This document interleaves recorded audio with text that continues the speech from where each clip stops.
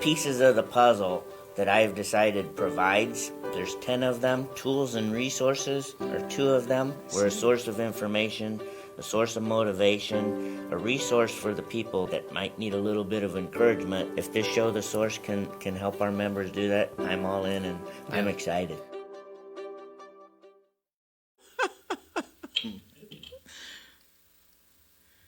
Good afternoon, everybody. Welcome to The Source. I'm your host, Kurt P. White, and we are here at Widecast Studios this afternoon.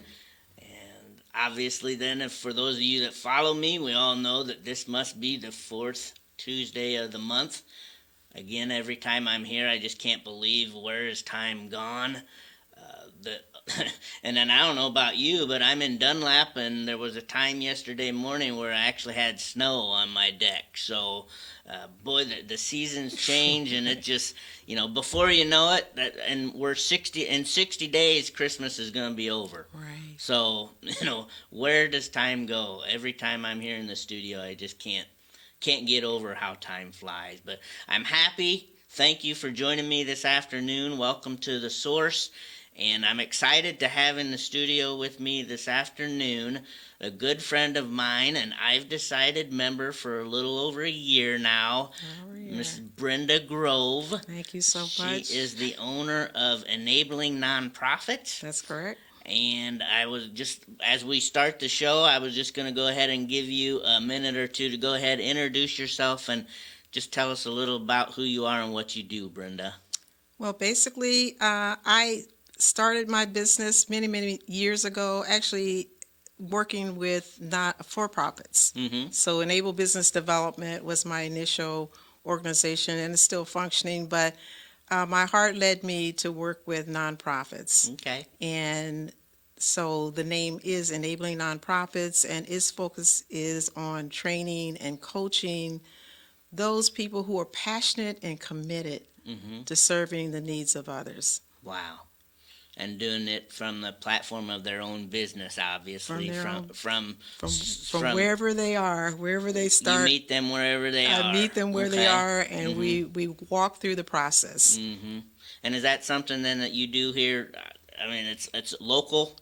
It's local in Peoria. Actually, when I opened operations, it was in Tampa, Florida, and I work with many faith-based, community-based organizations in a myriad of different areas, whether it was children or housing or education, whatever it was in their heart's desire to achieve. And sometimes we worked in teams to help develop their ideas and establish that mission, organize their operations, and so they could obtain funding, which makes everybody happy because you need resources to be successful, and it's not just money.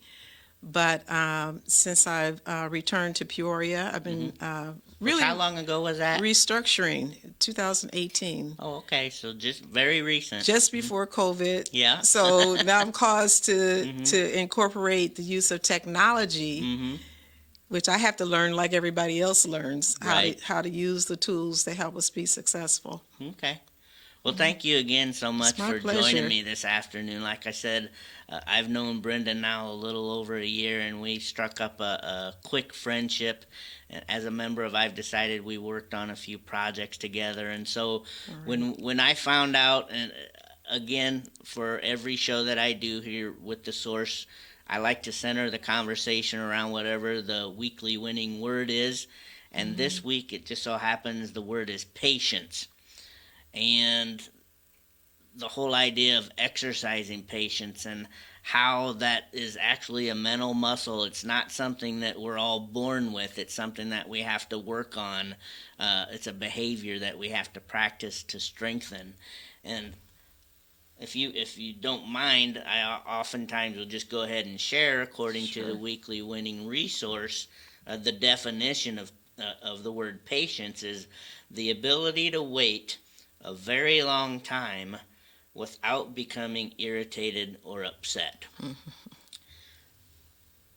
When I said about, I think about, if we want to talk about the personal the personal aspect of having patience, like I mentioned, I believe it's something that you're not born with. It's something that you have to work on or practice. And one of the things that popped into my mind immediately was patience is a virtue. And so then I took the step of looking, okay, well, what does that mean? Right, right. What And does that mean? it just so happens when it comes to virtue or being virtuous is, having high moral integrity. It also just so happens to be one of Aristotle's 12 that he listed as his 12 virtues. So that being said, with the definition, Brenda, if you're just going to look at it as a personality trait, or how is it that you can work on patience in your own life, how do you feel about that? How do you look at the word patience? Well, patience really, I believe, is an asset. Mm-hmm. And there are ways to avoid being impatient. Mm-hmm. By doing the work. My mother used to say, when you do all that you can do, you've done all that can be done. Many times people don't do all they can do. Many times people don't know what they need to do, Mm-hmm. and therefore frustration sets in. Mm-hmm. And people will set unreasonable timelines Mm-hmm. because they haven't put forth the effort or taken a specific course to get them to that destination that they're aiming at. And we seem to live in a world today, for sure, that people want what they want when they want it. When they want it. And the for me, and it's taken some maturity and age and all those different things combined to realize that most of the time the things don't happen according to our timeline. It's, at least Right. not mine. Right. And somebody's looking down at me most of the time just laughing because he's like, oh, no, you're not prepared, Right. So... and it's interesting because the two forces in the universe that can be guaranteed mm-hmm.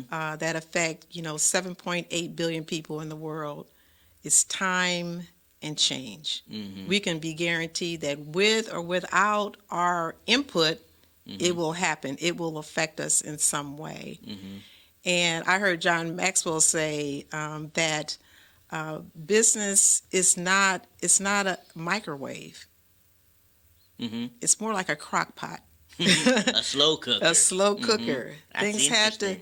Things have to simmer. Mm-hmm. You have to put in the right ingredients again to get that ultimate goal that one might be seeking. Right. And personally too, I always think the more patience you can train yourself or exercise yourself to have, to always have the belief that the best is yet to come. Right. That is what continually drives you to move forward. And for example, then when you attain those goals or you reach those goals, you're not disappointed. Sometimes you get all riled up, and I use the example of a teenager that just can't wait to get their driver's license, or they can't wait till they turn 18. Right. And everybody thinks they need to grow up quicker than they, and being a parent, I'm right, a witness. Until they're there. And then they get there and like, this is it. This is all there is. This is all there is. Well, patience allows us that hope and that belief that there's more yet to come, and what is yet to come we need to prepare for, because it's going to be a lot of times greater than we can even imagine. So the whole idea of patience, I knew it was going to be easy to sit here and discuss with you for sure, but I wanted to give you the opportunity to discuss it more from the standpoint of what you do for a living when you're working with these people that are wanting to develop their own ideas, start their own nonprofit, apply for funding. How does patience all come into play when you have those discussions with your clients? Well, really, it is for me. It starts with focusing on, the tool or the process that changes their mind, mm-hmm. so to speak, and that's planning. It cannot happen. Planning is the most strategic tool that can help one accomplish success. Mm-hmm. And basically, planning is the management of a new idea till you reach your destination. Planning allows people to assign unused time. Mm-hmm. Unused time, think of that. Unused time to reach their goal, and not leave it in one's mind about how they will get there. I think if I can repeat this quote I heard once before, is that you can't plow a field by turning it over in your mind. Oh, wow.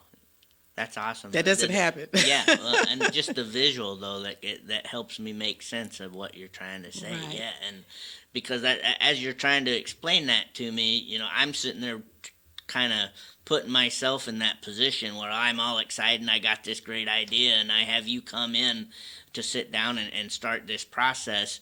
And how do you how do you make me believe that, or how do you slow my roll per se, and say, hey, no, first we need to start with the plan. Right. That's got to be difficult at times. And start with the end in mind. Okay. So you start from the end. What is it that you want that idea? How will it be manifested in real life? So whatever that picture is, and then we can back to the beginning. And so what are the steps that one might take to accomplish that plan? And many times, it happens, many times people, have their own ideas about how to get to that destination, and they want to avoid certain steps because they think that that's not for me, that's for everybody else. Sure. But that idea is so powerful that I can ignore X, Y, and Z. But the reality brings you back. So in essence, you're going to be walking in place until you identify the particular steps, undertake them, initiate it, set that plan, monitor that plan, measure your progress, and reap the benefits. Tweak it if it doesn't happen in the way that was initially put in writing, and you document that. People don't want to write. Oh, I can't write.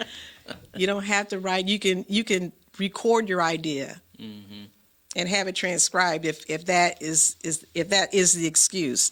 Right. So it is changing the mindset.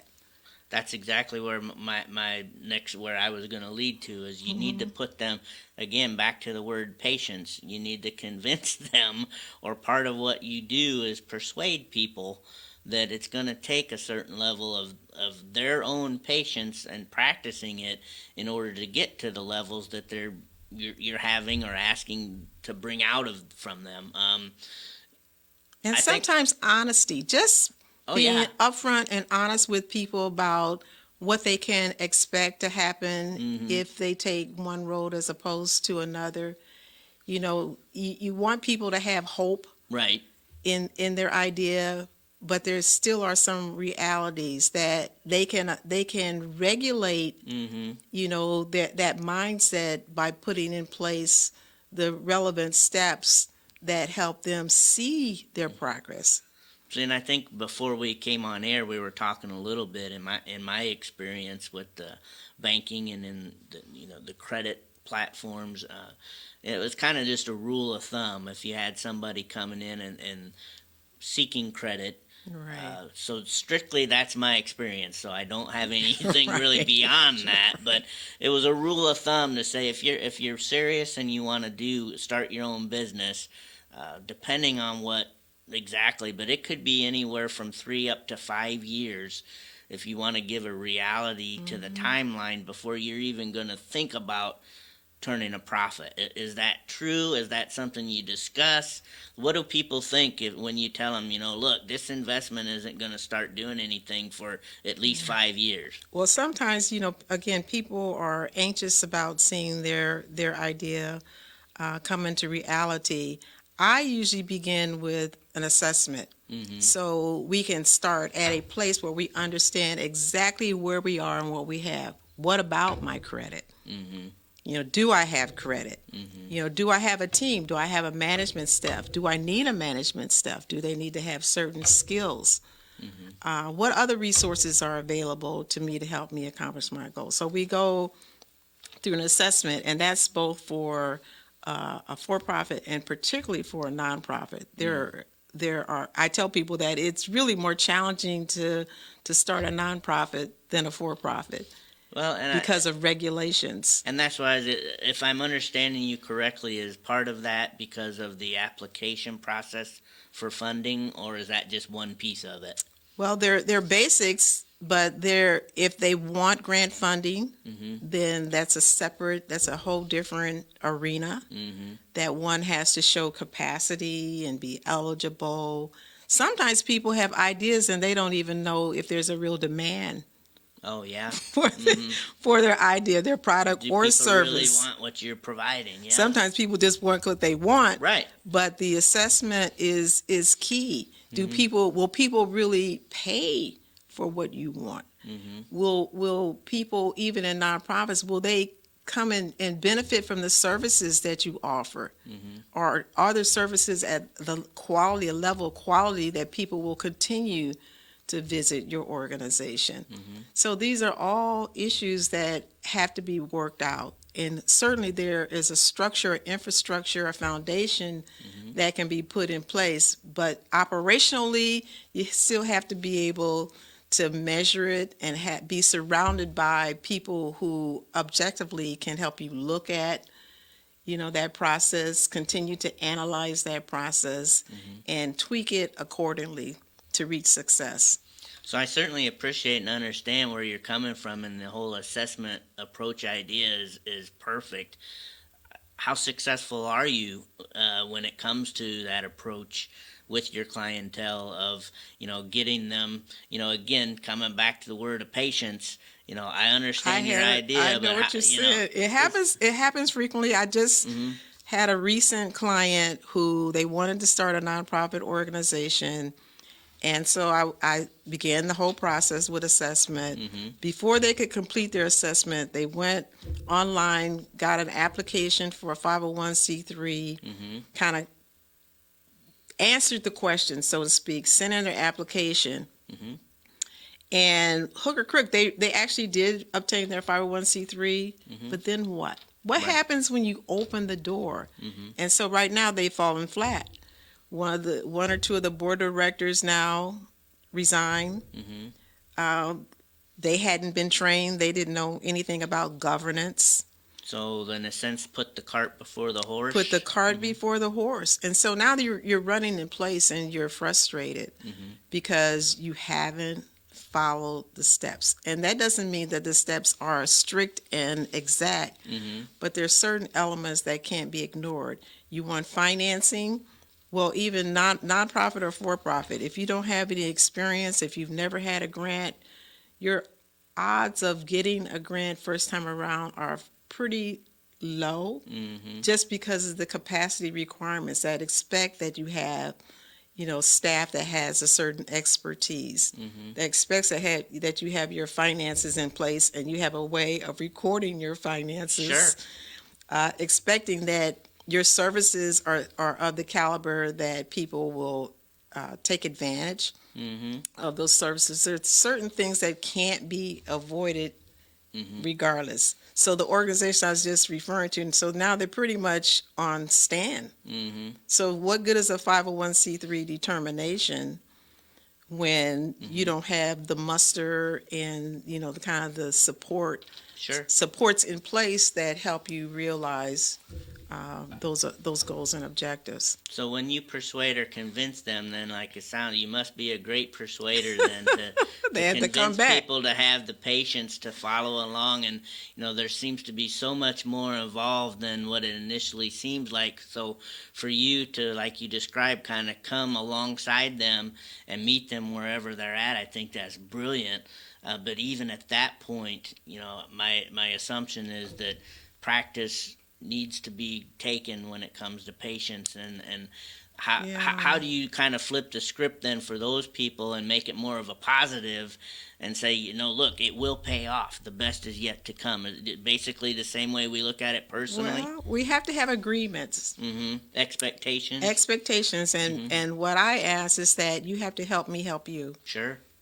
But one of the great lessons that I had to learn is that some people don't want help. Some people are in denial. Some people don't realize that they need help. So recently, our weekly winning word was humble. Humble. So that they have to find some humility too in order for find some it to humility. Work. Yeah, and sometimes people don't want help from you, yeah. right? Sure, right. So that keeps me in a steady place because I realize that my goal is not necessarily to help everybody. That God may not have given me that assignment for them, and it's what's inappropriate is to be frustrated and to try to manipulate people to see my way. Maybe it's just not time. Right. And so then you end up having to practice patience yourself, which I think is a great way to kind of wrap up this conversation, which again, thank you so much. It sounds like your willingness and just the light in your eyes and your smile, I would definitely, if I was in a position of wanting to start a nonprofit, I would have you by my side the whole way because you're obviously willing to serve and be that person that could help instill some patience in me as we go through the process. And so thank you for joining me here in the studio today. Thank you for being a member of I've Decided. All of you that are watching this afternoon. Yes. Our time is up. Once again, it goes by so quickly, but thanks for joining us today. I am your host, Kurt P. White, the host of The Source, and we will see you in a month. It'll be right around Thanksgiving time. Have a wonderful day, and thanks again, Brenda. Be willing. That's the great word, be willing. PeoriaLife.com